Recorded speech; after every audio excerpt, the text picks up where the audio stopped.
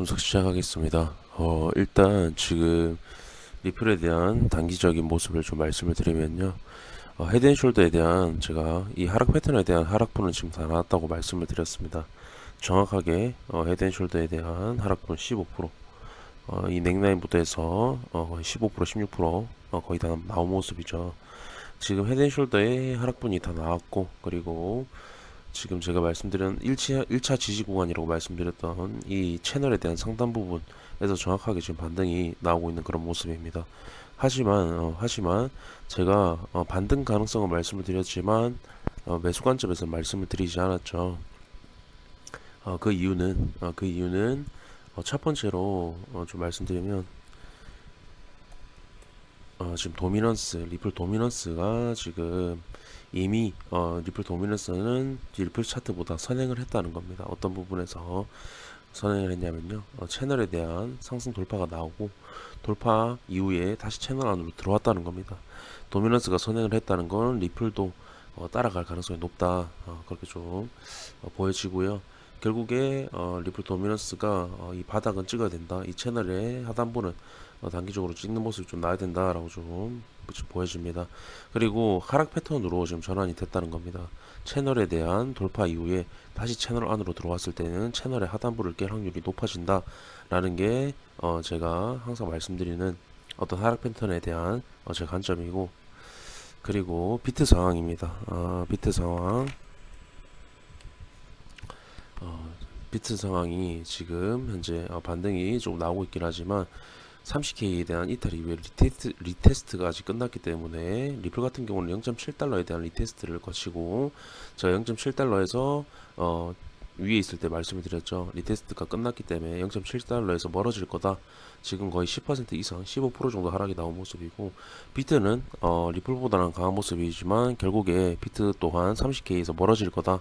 그렇게 되면 비트도 하락세가 가속화될 수 있겠죠.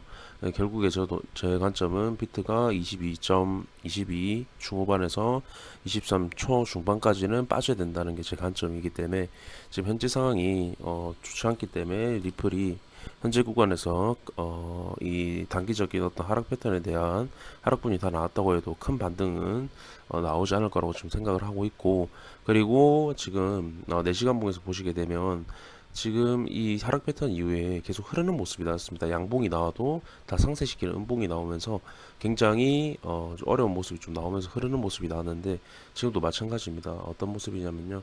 지금 4시간 봉 어떤 단기적인 부분이지만 제가 큰 그림에서 이 구간에 대한 갭이 메꿔졌다고 말씀을 드렸습니다. 하락 패턴입니다.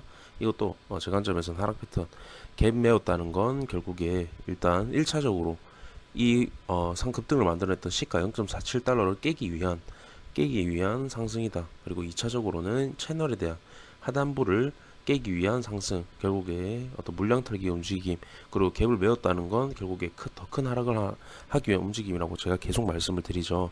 비트가 30K 위에 있을 때도 제가 말씀을 드렸습니다. 결국에 갭 메우기는 30K를 깨기 위한 움직임이다. 결국에 깨는 움직임이 나왔었죠. 일단 그렇게 좀 말씀을 드리고 싶고요. 그러니까 그런 큰 그림에서 어떤 하락 패턴이 지금 작용하고 있다는 건 이제 현재 단기적인 어떤 헤드앤숄더에 대한 하락분은 다 나왔지만 더 큰 그림에서 버티고 있고, 그리고 한 가지 더 채널 돌파 이후에 이런 식으로 여기서 치고 가는 그림이 아니라 지금 이런 식의 흐르는 그림이 나왔다는 건 채널 안으로 다시 들어갈 확률이 굉장히 높다는 거고, 그리고 채널 안으로 다시 들어간다는 건 채널의 하단부를 깰 확률이 굉장히 높다는 겁니다.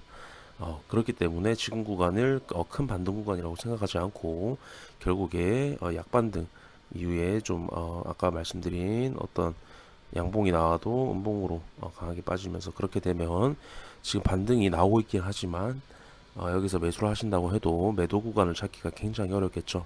그렇기 때문에 제가 매수 관점을 말씀을 드리지 않고 그냥 반등 가능성에 대해서만 좀 말씀을 드린 거고요.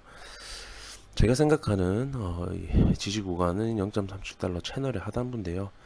일단 1차적으로 제가 이 1차적으로는 이 시가를 깨는 그림이 나와야지 그 이후의 움직임을 좀 볼 만하다라고 계속 말씀을 드리죠. 하락 패턴이라고 말씀을 드렸습니다. 그래서 1차적으로는 이 0.47달러를 깨는 움직임이 나와야 된다. 그렇게 좀 말씀드리고 싶고, 단기적인 움직임을 좀 말씀을 드리면요. 지금 단기적으로 보시면 이 반등 이후 0.61달러 터치 이후에 반등의 세기가 약합니다. 굉장히 지금 기울기가 이 추세에 대한 기울기가 굉장히 약하죠. 하지만이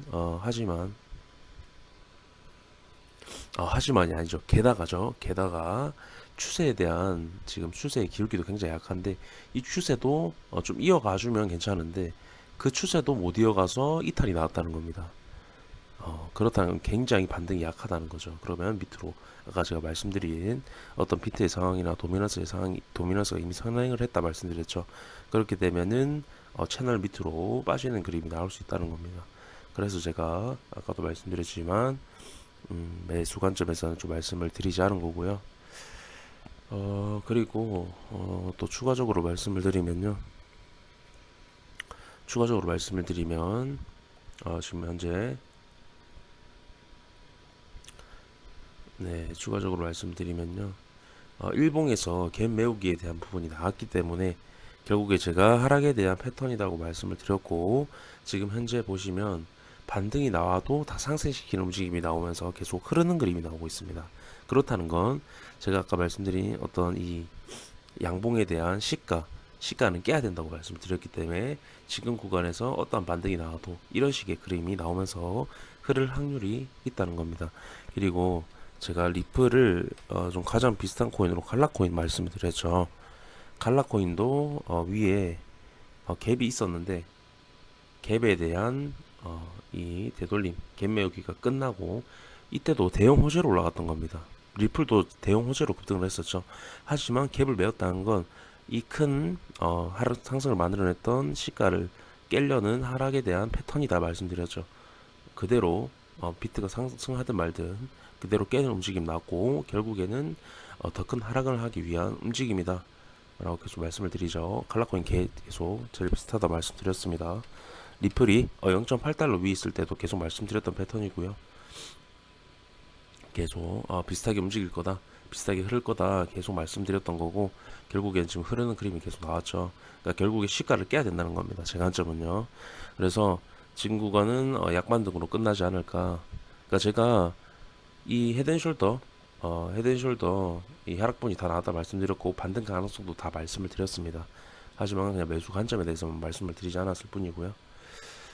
그 이유는 매도 타점을 찾기가 어렵고 제가 실시간으로 계속 분석을 해드릴 수가 없기 때문에 지금 구간은 굉장히 단기적으로 반등을 드신다고 해서 진짜 단기적으로 진짜 손절라인 잘 잡고 지금 들어가야 되는 부분이기 때문에 굉장히 저도 조심스러운 부분이고 그렇기 때문에 드리지 않았다는 거 그렇게 좀 봐주시면 될 것 같습니다. 결국에 약반등 위에 하락할 거라고 생각하기 때문에 하지만 이 시가를 깬 채널 하단부는 이때보다는 좀 반등의 세기가 좀 강하지 않을까. 아까 말씀드렸던 비트의 어떤 22.5 그리고 도미넌스의 하단부 그리고 이 구간의 터치가 시기상 딱 맞다면 굉장히 확률적으로 높은 괜찮은 반등 구간이 될 수가 있겠죠.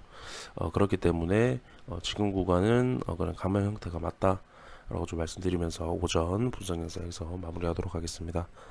영상 시청해 주셔서 감사합니다.